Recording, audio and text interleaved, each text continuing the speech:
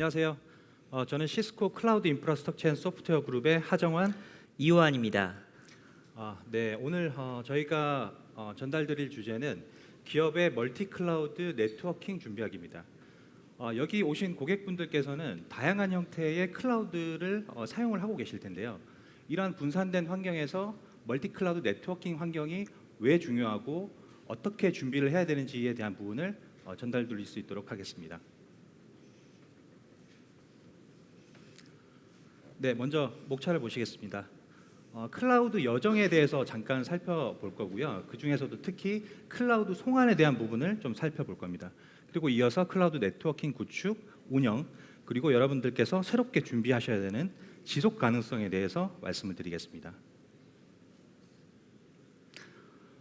클라우드 리패트레이션, 클라우드 송환, 조금 생소하실 수도 있는데요. 짐작하셨겠지만 클라우드 리패트레이션, 퍼블릭 클라우드로 전환된 워크로드와 애플리케이션을 온프렘 환경, 프라이빗 클라우드로 다시 돌려보내는 것, 이동시키는 것이라고 보실 수 있습니다. 네, 클라우드 리패트레이션 이거 굉장히 저한테는 고급진 단어인 것 같은데요. 고급지죠. 실제 검색 쿼리를 클라우드 송환 혹은 클라우드 회귀 이런 식으로 쳐보시면 나오는 글로벌 사례들을 확인하실 수 있으실 거고요. 무엇보다도 최근에 제가 고객사를 방문했을 때 기획팀에서 AI의 어떤 서비스를 퍼블릭 클라우드로 사용하시는데 예상하지 못하고 있는 금액에 대한 여러 가지 고민을 하고 계시더라고요. 어찌 보면 이런 것도 클라우드 송환이라고 할 수 있지 않을까요? 네, 맞습니다. 그 클라우드 송환을 하기 위한 어떤 그 배경에는 여러 가지가 있는데, 이 방금 말씀하신 부분은 어떤 비용 측면에서 클라우드 송환을 검토한 사례, 어떤 계기라고 보실 수 있을 것 같습니다. 실제 한국보다는 글로벌에서 많이 검토되어지고 실제 이행 중에 있습니다. 여기 앞에 블로그가 하나 있는데요. 37 시그널의 CTO인 데이비드 헤이네머 한스는 실제 클라우드를 왜 벗어나는지, 왜 떠나는지, 그리고 이 클라우드를 벗어남으로써 절약할 수 있는, 세이브할 수 있는 비용이 연간 약 20억 정도라는 부분을 블로그를 통해서 공개하면서 화제가 된 적이 있습니다. 그리고 실제 지금 내리는 작업을 이행 중에 있다고 보시면 될 것 같습니다. 그리고 그 외에도 뱅크 오브 아메리카, 그다음 드랍박스 같은 경우에도 기존에 오래전부터 특정 워크로드나 어떤 애플리케이션을 다운시킴으로써 내림으로써 비용 절감을 수립하고 있다고 보실 수 있겠습니다. 제가 지금 말씀드리는 클라우드 송환이 무조건 정답이다. 클라우드 송환했을 때 실제 비용을 100% 절감할 수 있다라는 부분을 말씀드리는 게 아닙니다. 여러 고객사들이 제공하는 서비스의 형태가 다르고 가지고 있는 자원이 다르고 어떤 고려를 해야 되는 요소들이 굉장히 다양하기 때문에 무조건적인 정답은 아니지만 검토해볼 필요는 있다. 그리고 실제 자원을 내릴 때 발생하는 어떤 부득이한 그 다운타임이나 마이그레이션 비용 측면에서도 정량적으로 계산하기가 굉장히 까다롭지만 실제 이런 것들을 면밀히 검토를 해보면 충분히 가치가 있다는 점을 다시 한번 말씀드릴 수 있겠습니다. 그럼 이렇게 그 클라우드 송환을 검토하게 되는 배경에는 어떤 것들이 있는지 한번 살펴보겠습니다. 정말 다양한 요소들이 있겠지만 이 세 가지가 가장 큰 요인으로 보실 수가 있겠습니다. 초과 비용, 운영 복잡성, 보안입니다. 퍼블릭 클라우드를 사용하는 고객의 53%는 예상하지 못한 클라우드 비용을 바탕으로 어떤 비즈니스에 영향을 받았다고 응답을 했습니다. 여기서 중요한 부분은 예상하지 못한 어떤 계획하지 못한 지출이 발생을 했다는 점인데요. 그만큼 클라우드를 사용함에 있어서 비용이라는 측면은 관리하기 어렵고 컨트롤하기 어렵고 어떤 통제가 어렵기 때문에 클라우드 송환을 검토하게 되는 주요한 요소로 보실 수가 있고요. 아마 요즘에는 피놉스라고도 많이 들어보셨을 겁니다. 파이낸스와 데브옵스의 합성어인데요. 이 피놉스를 통해서 클라우드 환경에서의 비용을 통제하고 관리해서 실제 비즈니스를 최적화하기 위한 그런 움직임들이 많이 있습니다. 그리고 실제 올해 초에 모 SI 기업에서는 이 피놉스를 어떤 대회 그 서비스로 이제 기획을 해서 런칭한 사례도 확인할 수 있었습니다. 그만큼 이 비용이라는 부분은 클라우드에 있어서는 중요한 부분이다라고 해서 클라우드 송환을 고려하게 되는 첫 번째 요소로 볼 수 있겠습니다. 두 번째는 운영 복잡성입니다. 분산된 다양한 클라우드 환경에 있다 보니까 실제 문제가 발생했을 때 들여다볼 수 있는 운영자가 볼 수 있는 자원의 한계가 있기 때문에 실제 문제가 어디서 발생을 했고 문제를 어떻게 해결해야 되는지를 확인하는 데 굉장히 어려움을 겪고 있습니다. 그래서 이러한 측면이 실제 비즈니스에 임팩트가 있기 때문에 원래 퍼블릭으로 올렸던 부분을 다시 한번 온프람으로 내려야 되지 않을까라는 고민을 하게 되는 어떤 요인이 또 다른 요인으로 보실 수가 있는 거죠. 마지막으로 보안입니다. 퍼블릭 클라우드를 사용하고 있는 약 40% 이상의 고객들이 보안을 위해서 여러 개, 그러니까 멀티 클라우드를 활용을 한다고 합니다. 근데 다만 이 보안을 위해서 여러 개의 멀티 클라우드를 사용을 했지만 이 분산된 환경 자체가 분산된 하이브리드 워크로드에서 가장 큰 네트워킹 과제 또한 보안이라는 응답이 약 53%로 보안은 실제 클라우드 환경에서는 양날의 검과도 같다라고 보실 수 있을 것 같고요. 그래서 이 보안이 클라우드 송환을 검토하게 되는 세 번째 요인으로 보실 수 있겠습니다. 앞에서 클라우드 송환의 배경에 대해서 좀 말씀을 드렸는데요. 그러면은 실제 클라우드 송환을 고민하고 실제 이행하는 여러분들 혹은 기업들 그리고 퍼블릭 클라우드로 분산된 환경에서 마주하게 되는 어떤 새로운 고민들이 있게 되는데 이 세 가지 측면에 대해서 저희 이완 프로님께서 말씀을 이어서 해주시겠습니다. 네, 클라우드 송환이 실제 이루어졌을 때 우리는 어떠한 것들을 마주해야 할까요? 시스코 기술적으로 이 세 가지 키워드를 가지고 이야기를 해드리도록 하겠습니다. 첫 번째 커넥티비티. 이 커넥티비티는 실제 아젠다 두 번째 클라우드 네트워킹 구축하기를 통해 실제 온프레미스 클라우드에서 이제 퍼블릭 클라우드의 연결성을 확보하고 각각의 모든 부분들이 자동으로 연동되는 데모를 시연시켜 드리도록 하겠습니다. 두 번째 운영 복잡성에서는 아젠다 세 번째에 있는 클라우드 네트워킹 운영을 통해 서로 다른 퍼블릭 클라우드 그리고 온프람이 연결되었을 때 당연히 서비스는 매우 복잡해질 수밖에 없을 텐데요. 데이터 오퍼레이션이나 AI옵스를 통해서 시스코가 고객에게 어떤 베네핏을 줄 수 있는지를 말씀드리도록 하겠습니다. 마지막으로 지속 가능성, 서스테너빌리티인데요. 이 부분은 고객의 미래에 실제 ESG 경영으로 실제 데이터 센터의 지속 가능성에 어떤 매트릭을 통해 시스코가 앞으로 데이터 센터의 미래를 책임질 수 있는지를 실제 데모를 통해서 시연시켜 드리도록 하겠습니다. 일단 아젠다로 돌아가서 두 번째 클라우드 네트워킹 구축을 살펴보도록 하겠습니다. 고객의 텀 혹은 KPI로는 온프렘에서도 퍼블릭 클라우드와 같이 멀티 에이지나 멀티 리전을 구축할 수 있다. 이 정도로 정의될 것 같은데요. 왼쪽 그림과 같이 퍼블릭 클라우드는 기본적으로 에이지 구성이 가능하십니다. 일단 퍼블릭 클라우드 안에는 VPC 네트워크가 존재할 거고요. 이 VPC 네트워크 안에는 AZ A, AZ B 이런 식으로 실제 웹 서비스, 앱 서비스, DB 서비스들을 가용 영역 안에 집어넣어서 장애 시에 여러 가지 대응을 할 수 있게 디자인되어 있습니다. 클라우드 서비스 프로바이더에 따라서 이 서브넷이 24비트로 익스텐션된 경우도 있고 에빌리티 존 A는 25비트 앞대역, B는 그 뒷대역 이런 식으로 운영되시는 경우도 있을 텐데요. 그것보다 중요한 거는 이런 부분들 가용 용역을 온프레미스에서도 가용할 수 있다는 말씀을 드리고자 하는 부분인데요. 시스코가 제언하고 있는 온프렘 클라우드 네트워킹에 일단 하늘색 화면과 같이 서울 데이터 센터가 있다고 가정을 해봅니다. 시스코의 SDN 솔루션은 ACI가 됐던 NDFC가 됐던 이렇게 에빌리빌리티 존 A와 B로 실제 운영 가능하실 텐데요. ACI를 사용하시는 고객이라면 멀티파드 1번, 2번 그리고 NDFC를 사용하시는 고객이라면 멀티패브릭이 1번, 2번 이런 식으로 패브릭을 이중화하실 수도 있고요. 고객이 원하면 언제든지 L2나 L3를 확장하셔서 사용하실 수도 있습니다. 실제 폴트 도메인은 각각의 도메인 안에 있기 때문에 에빌리티존 A 장에서 장애가 발생할 때는 B에서 서비스를 가용하실 수 있습니다. 실제 시스코 SDN 솔루션을 사용하시는 80% 이상의 고객이 이런 기능을 사용하고 계시고요. 이게 꼭 에이지가 아니더라도 뭐 예를 들면 내부망, 외부망에 대한 망 분리, 혹은 프론트엔드, 백엔드 이런 식의 망 분리, 뭐 이런 식으로 많은 고객분들이 이미 사용하고 계신 기술이라고 보면 됩니다. 다음은 제목에서도 나온 것 같이 온프레미스에서도 가용 지역, 즉 멀티 리전을 구축하는 부분입니다. 똑같이 왼쪽 그림과 같이 퍼블릭 클라우드는 멀티 리전 네트워킹을 추구합니다.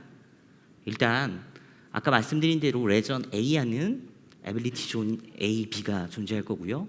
레전 B에는 에빌리티 존 C, D 이렇게 존재하겠죠. 이런 부분들이 실제 레전별로 구축되어 있는 부분에 트랜짓 게이트웨이 피어링을 통해서 실제 퍼블릭 클라우드는 실제 레전 A가 장애 시에 레전 B에서 서비스하실 수 있습니다. 이번에는 시스코가 지원하는 온프렘 클라우드 네트워킹에 대해 살펴보겠습니다. 아까 전장표에 말씀드린 대로 시스코의 SDN 솔루션을 통해서 AZ A, B, C, D 이런 식으로 서울 데이터 센터와 대전 데이터 센터를 배포가 가능하십니다. 멀티 사이트 오케스트레이터나 실제 멀티 사이트 도메인 기능을 통해서 언제든지 다른 지역의 L2와 L3를 확장하실 수 있습니다. 실제 많은 기업에서 이미 레퍼런스를 가지고 있고요. 금융사나 공공기관에서의 레퍼런스를 확보하고 있습니다. 폴트 도메인은 각각 레전별로 있기 때문에 레전에 어떤 문제가 생겼을 때는 다른 데이터 센터에서 서비스를 할 수 있는 부분을 말씀드리고 있습니다. 이제 실제 데모를 진행할 부분인데요. 이렇게 왼쪽에 퍼블릭 클라우드를 멀티 리전이나 멀티 에이지로 사용 중이시고 오른쪽에 있는 온프렘을 시스코 SDN과 오케스트레이터를 통해서 멀티 에이지와 멀티 리전을 실제 구축하신 고객의 예시일 텐데요. 이 두 개의 다른 네트워크들의 연결 자동화 데모를 보여드리도록 하겠습니다. 우선 데모의 첫 번째 말씀드릴 부분은 AWS의 VPC 네트워크와 애주어의 VNet 네트워크 그리고 온프렘의 데이터 센터들을 각각 네트워크를 배포하고 이 배포된 인스턴스나 VM에 각각 핑을 날려서 확인되는 부분들을 하나의 대시보드 안에서 이루어지는 데모라고 보시면 됩니다. 일단 넥서스 대시보드에 로그인합니다. 이렇게 로그인한 넥서스 대시보드 안에는 이미 제가 사이트를 NDFC 패브릭으로 온프레미스를 구축하고요. 실제 애주어의 VNet 네트워크와 VPC 네트워크들을 연동하게 됩니다. 넥서스 대시보드 오케스트레이터를 통해서 실제 사이트를 확인해 보실 수 있을 거고요. 이 서로 다른 사이트에 배포되는 부분들은 테넌시안 혹은 스키마라는 어떤 컨셉에 저희 자동화된 템플릿을 통해 네트워크를 자동으로 디플로이하게 됩니다. 우선 이 스키마 안에는 쉽게 설명드리면 각각의 서브네트이 존재할 거고요. 일단 AWS를 클릭해서 실제 버프 안에 이스트 레전의 10점대 네트워크를 배포하겠다라고 정의를 내리게 됩니다. 이렇게 10점대 네트워크는 AWS의 VPC 네트워크가 될 거고요. 애주어를 클릭해서 같은 버프에 이스트에 60으로 시작하는 서브넷 2개, 즉 에빌리티존 A, 에빌리티존 B 이런 식으로 배포를 하실 수가 있을 거고요. 마지막으로 온프레미스의 저희 SDN 솔루션에 이용해서 172 대역의 네트워크를 실제 배포를 하면 일단 AWS 콘솔에 들어가서 VPC 네트워크를 확인해 보면 아까 저희가 적었던 10점대 네트워크가 배포가 되어 있고요. 당연히 인스턴스 그 네트워크에 바인된 인스턴스에 대한 IP도 한번 확인해 보겠습니다. 뭐 10에 93으로 끝나는 IP네요. 다음은 애주어 콘솔로 들어가서 똑같은 60이라는 IP에 바인되어 있는 인스턴스를 확인해 드린 거고요. 마지막으로 실제 온프레미스에 있는 우분투 VM에서 게이트웨이로의 핑을 날려보고요. 애주어의 VM 60에 4로 끝나는 IP 그리고 오른쪽은 AWS의 인스턴스에 10에 93으로 끝나는 IP에 핑이 잘 나가는 것들을 확인할 수 있습니다. 일단 25분 짧은 세션인데 제가 짧은 데모를 진행을 해봤는데요. 이렇게 한 대시보드 안에서 네트워크를 빠르게 배포하고 빠르게 운영할 수 있는 시스코의 솔루션을 말씀드리고 있는데, 사실 개인적인 소견으로는 20년 가까이 제가 CCNA, MP, CCI까지 제가 항상 터미널 콘솔을 통해서 자격증도 취득하고 실제 우주부스 운영도 했던 저로서는 사실 이렇게 쉽게 대시보드 안에서 GUI로 모든 네트워크에 배포되는 부분이 한편으로는 좀 속상하기도 합니다. 하지만 이렇게 시스코가 이런 부분을 드리븐하는 이유는 무엇보다 서비스의 어질리티, 즉 고객의 서비스가 빨리 배포되고 운영될 수 있는 부분에 초점이 맞춰져 있기 때문이죠. 제가 갑자기 제 자격증을 이야기한 이유가, 이따가 부스에 가시면 혹시 참여하신 분들 중에 CCI 자격증이 있는 분들은 소정의 상품이 있으니까 꼭 챙겨가시길 바라겠습니다. 네, 그 온프람에서도 퍼블릭 클라우드와 같은 고가용성 네트워킹이 가능하고 앞에 말씀드린 대시보드 하나를 통해서 퍼블릭 클라우드와 프라이빗 클라우드 간의 네트워킹을 통합하고 자동화해서 관리할 수 있다라는 부분을 좀 말씀을 드렸습니다. 네, 다음은 클라우드 네트워킹 운영입니다.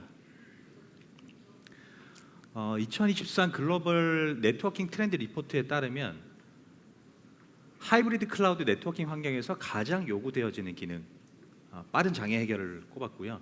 분산된 워크로드 관리에 도움을 주는 네트워킹 기술은 엔드투엔드 가시성 확보를 꼽았습니다. 그만큼 클라우드가 분산된 환경일 뿐만 아니라 운영자가 눈에 보이지 않는 영역이 많기 때문에 기존의 전통적인 운영 환경 방식이나 아니면 툴로서는 어떤 이슈가 발생됐을 때 그 이슈를 빠르게 찾고 빠르게 해결하기가 어렵다는 점을 이야기를 드리는 건데요. 이런 측면에 있어서 시스코가 데이트옵스의 어떤 부분을 또 도움을 드릴 수 있는지 이어서 말씀을 좀 부탁드리겠습니다. 네, 시스코의 텔레메트릭을 활용한 AIOPS는 다른 타사와는 큰 차이점을 가지고 있습니다. 제목에서 써 있는 것대로 사전적 대응이 가능하다일 텐데요.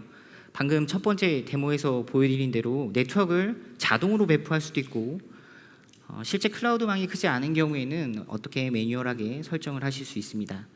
하지만 아까 말씀드린 대로 퍼블릭 클라우드와 온프렘의 클라우드들이 마구마구 섞이는 과정에서는 실제 복잡한 환경으로의 대응이 어려워질 수밖에 없습니다.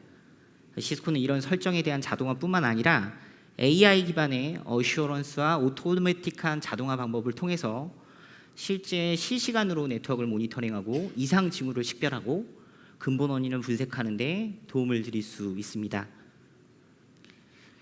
일단 넥서스 대시보드 인사이트가 릴리즈되어 사용 중인 고객이나 혹시 현장의 피드백은 이런 많은 알람들이 나오긴 하는데 내가 어떻게 이것들을 처리해야 할지 모르겠다라는 피드백들이 있었습니다. 그래서 버전업된 이 ND 인사이트, 그러니까 넥서스 데프시 인사이트에서는 새로운 모습을 선보이게 됩니다. 리뉴얼된 새로운 버전의 넥서스 대시보드는 다음과 같은 답변을 할 수 있습니다. What's wrong? 무엇이 문제인지, 그리고 트리거가 어떤 건지, 그리고 impact, 어떤 부분에 영향을 받았는지, 그리고 무엇보다 how, 어떻게 해결할 수 있는지. 일단 왼쪽 화면이 실제 넥서스 대시보드의 화면인데요. 왼쪽 화면과 같이 이상 징후가 발생을 했을 때 인터페이스 다운이라는 What's wrong? 어떤 것들을 이야기하죠. 이 트리거는 여기 나온 대로 실제 VPC 4번에 문제가 생긴 겁니다. 기존의 어떤 방식이랑 좀 다르게 저희가 두 가지를 더 말씀드릴 수 있는 건 What's impact? 그러니까 24개 엔드포인트에 영향을 받았다라고 얘기하고 있는데요. 쉽게 설명하면 이 인터페이스에 바인딩되어 있는 VM이나 혹은 이게 VPC 도메인이 죽었다면 실질적으로 많은 서버팜에 장애를 일으켰겠죠. 무엇보다 how, 어떻게 고칠 수 있는지는 아래에 있는 부분처럼 리커멘드한 솔루션에 대한 설명을 해드리기도 하고요. 경우에 따라서는 액션, 위쪽의 액션 버튼을 통해서 대시보드 안에서 원클릭으로 교정할 수 있도록 도움을 드리고 있습니다.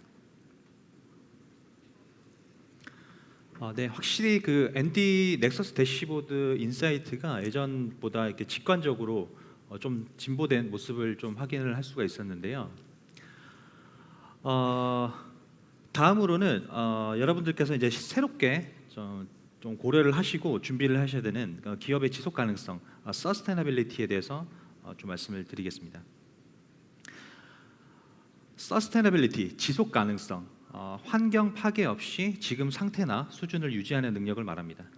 기업에 비춰보면 온프라미스 인프라를 구축함에 있어서 탄소 배출 등 환경적인 요인을 굉장히 정량화해서 관리를 해 나가겠다는 건데요. 이런 정량적인 어떤 지표들을 관리해 나가는 것들이 앞으로 여러분들 기업의 경쟁력에 대해서 어떤 차별화를 가져갈 수 있다라고 좀 감히 말씀을 드릴 수 있고요. 그래서 그 포레스터 리서치에 따르면 APJC 대기업의 약 40%는 이 지속 가능성을 비즈니스 KPI에 세팅을 하고 향후 어떤 인프라를 구매하는 데 있어서 참고를 하겠다라고 응답을 했습니다.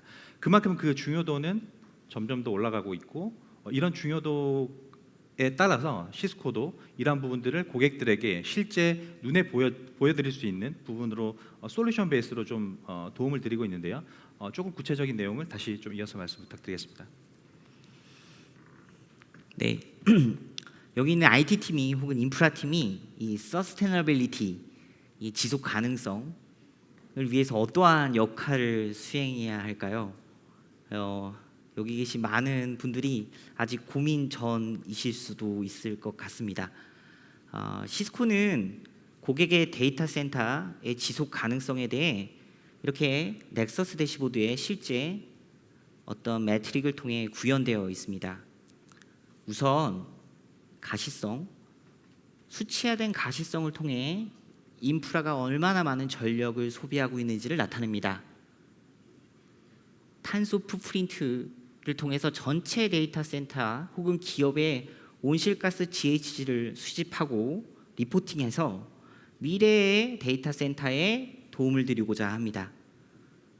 마지막으로 총 전력 사용률과 같은 주요 지속 가능성 매트릭을 제공함으로 인해서 실제 비즈니스의 리더 혹은 정부, 규제기관이 가장 염두에 대야 하는 부분들을 고객이 실시간으로 운영 관리할 수 있도록 합니다.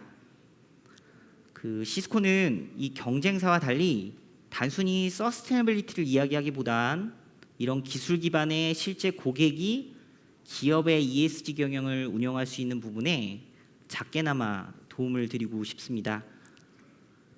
이 부분은 실제 한 달 전 시스코 라이브를 통해 어나운스한 부분이고요.